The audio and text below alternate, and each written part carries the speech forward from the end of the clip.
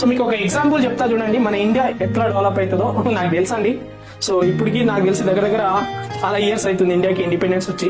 అయినా India is a developing country అంటున్నాం కదా, డెవలప్డ్ కంట్రీ అని ఎప్పుడు చదవం మనం. ఒక 50 సంవత్సరాలైనా 100 సంవత్సరాలైనా ఇండియా అనేది డెవలపింగ్ కంట్రీ వస్తుందండి, డెవలప్డ్ కంట్రీ అని రాదు. ఎందుకు అనేది ఒక ఎగ్జాంపుల్ చెప్తా చూడండి. ఇప్పుడు ఒక గేమింగ్ ఛానల్ తీసుకున్నాం అనుకో, ఒక గేమింగ్ ఛానల్ చూసాం అనుకోండి, దానికి లైవ్ స్ట్రీమ్ చూడండి ఎంత ఉంటుందండి. సో 4,000, 5,000 మంది లైవ్ స్ట్రీమ్ చూస్తారండి. ఇప్పుడు చూడండి, ఒక పర్సన్ అండి లైవ్ స్ట్రీమ్ చేస్తున్నాడు గేమింగ్. అది ఏమైనా మ్యాథ్స్ ఉందా, దాంట్లో ఏమైనా ఫిజిక్స్ ఉందా, ఏమైనా కెమిస్ట్రీ ఉందా, రేపు నీకు ఏమైనా అన్నం పెట్టేది ఏమైనా కంటెంట్ ఇస్తుందా? దాంట్లో వల్గర్ లాంగ్వేజ్ 18+ లాంగ్వేజ్ యూజ్ చేస్తున్నాడు. ఆ గేమ్ వాడడం చూడండి 3,000 మంది చూస్తారు, 3,000 మెంబర్స్ చూస్తారు ఆ గేమ్ కి. ఇప్పుడు లైవ్ స్ట్రీమ్ చూసాను. సో 3,000 మెంబర్స్ చూస్తారు అంటే అది నైట్ మొత్తం చేస్తారు, ఆ లైవ్ స్ట్రీమ్ చూస్తారు.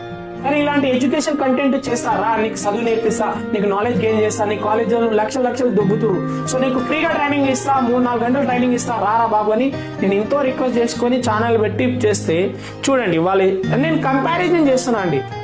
చూడండి, ఒక గేమింగ్ ఛానల్ కి 3,000, 4,000 మంది చూస్తారు, ఒక ఎడ్యుకేషన్ ఛానల్ కి 20-30 మంది రావట్లేదు.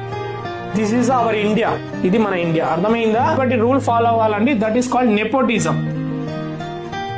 ఈ నెపోటిజం ఎప్పుడైతే చచ్చిపోతుందో అప్పుడు ఇండియా అనేది డెవలప్ అవుతుందండి. ప్రతి ఒక్కరు చదువుతాడు, నా డాడీ ఆస్తి నాకు రాదంట, నేను ఎట్లయినా జాబ్ చేయాలి, నేను ఎట్లయినా చదువుకోవాలి, నా ఎట్లయినా బిల్డింగ్ కట్టాలి, నేను ఎట్లయినా బతకాలని ఒక రూల్ పెట్టిరనుకో ప్రతి ఒక్కరు చదువుతాడు, అప్పుడు ఎవడు చెడిపోడు.